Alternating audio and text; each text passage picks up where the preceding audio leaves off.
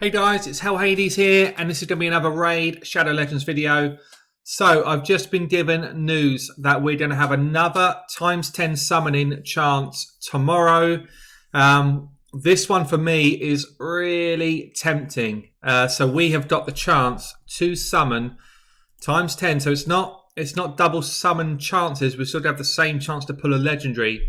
But if we do pull that legendary, we're going to have a double chance to get ourselves a Valkyrie. I honestly don't know how I feel about this because Valkyrie is somebody that has eluded me forever. She is one of the single most game-changing champions in the game.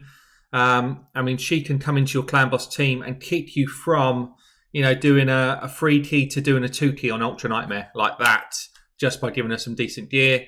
Anyone who picks her up that doesn't have a counter-attacker already will probably double their Clanboss damage.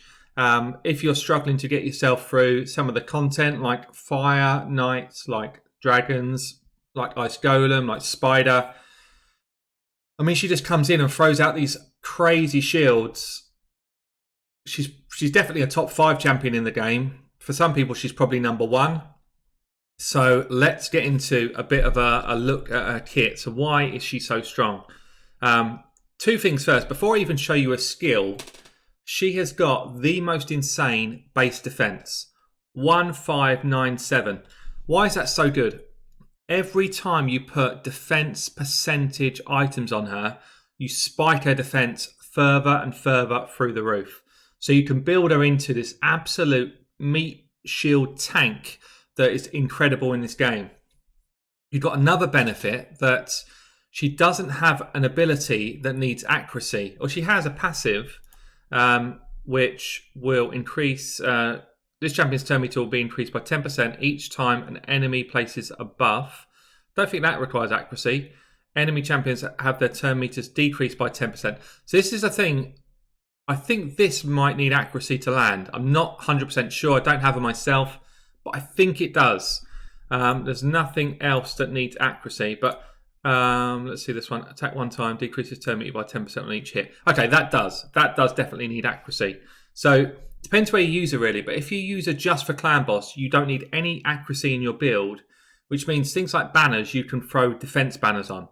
Defense banners, defense amulets, defense rings, defense right across the board, because her skill, her ability is all based on this. Her A2, it's an attack all enemy skill, places a shield buff on all allies for 3 turns and a counter-attack buff for 2 turns. The value of shield is proportional to her defense.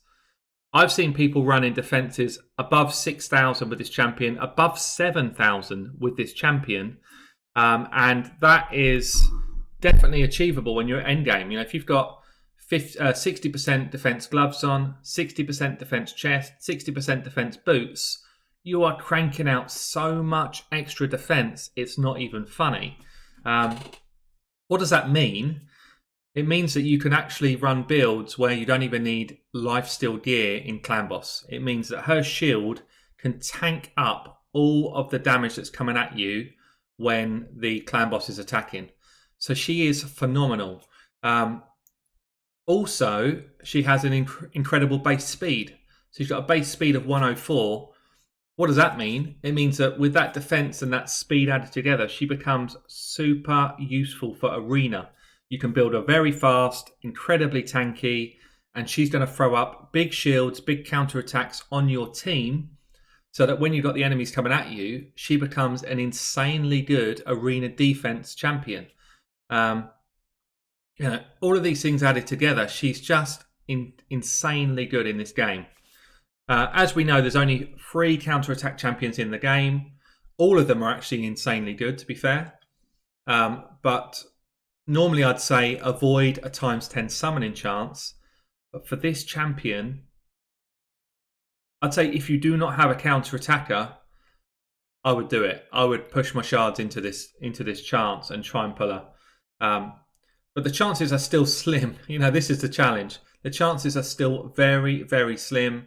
I think I worked it out before. You would need to pull something like 1,300 Ancients to hit the odds that you need to be able to pull her. I think you'd need to be able to pull something like 100 and I can't remember the exact numbers, 120 or so sacreds. So, the chances are still very slim to pull yourself a Valkyrie. But for me, bearing in mind it's going to double up to be at the same time that we've got an event on as well. Let me just show you this. We just had it announced today that there's going to be a Summon Rush event. Here we go. Summon Rush is going to go live. So it's going to go live in tune with this. So bearing in mind that there's going to be the chance to earn legendary books and a champion for that fusion, feels like it's worth doing. It does feel like it's worth doing to me. And I'm normally pretty against doing this type of summon event. So let me just make sure I did run through our skills properly there. So I'm a bit chatty. But Steel 1 attacks an enemy 2 times. It's based off attack and defense, the damage. So actually you can scale the damage up pretty high. It decreases turn meter by 10% on each hit if the target's got any buffs at all. So for the arena, that's very nice. For faction wars, it's really good. For general kind of content in the game, excluding Clanboss, it's decent. Her A2 I've spoken about already. Massive shield and counter-attack across the team. The other benefit here compared to the other counter-attackers is, 1, it puts counter-attack on everybody, including Valkyrie. 2, it actually hits. So you get additional damage whilst you're putting your counter-attack up. You might say, well, that doesn't sound like that's really worthwhile. For Clanboss, every time you land a hit, you've got a chance to get your Warmaster proc. So imagine how many times your counter-attacker does that right now and you don't get any damage from it. She throws it out there, you get damage from that hit, and then you also get damage from her on the counter-attack. Really, really good skill. She's got this passive on her A3, or just a passive, sorry. This champion's turn meter will be increased by 10% each time an enemy places a buff. The one risk here is when you're using Valkyrie on an affinity Clanboss, sometimes it can throw out your turn order. That's the one watch out. What you would need to do is to bring her speed right down to the bottom of the speed tune setup. So if you're a Nightmare, you'd be 171. You want it almost bang on 171. You'd need to be right on the bottom as well. If you're an Ultra Nightmare, 191. Keep it there.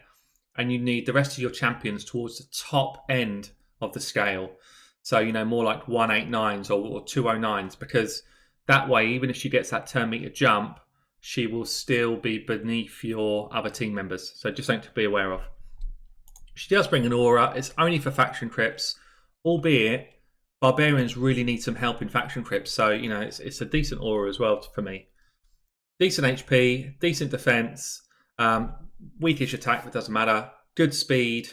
So, yeah, guys, I think I'm going to go for this. I think, how many shards have I got? Not tons. I've got some, though. 40-odd ancients, 6 sacreds. I'm 100% going to put my shards into this, especially if the summon rewards are decent. And I would say, pretty strongly, if you've got some shards to burn and you do not have any counter-attacker right now, it's actually a really good opportunity. It's still not likely you're going to get her, but it's a much better chance than it's a better chance than you'd normally have, especially if you pair it with needing to get some rewards here for the fusion. So there's a lot going on right now. We're also being told by Plarium that we're going to get some form of reward. I don't know what that looks like. It'd be cool if it's some sort of summoning shards to go with this, but I doubt it is. But we're being told it's a little bit kind of under the radar.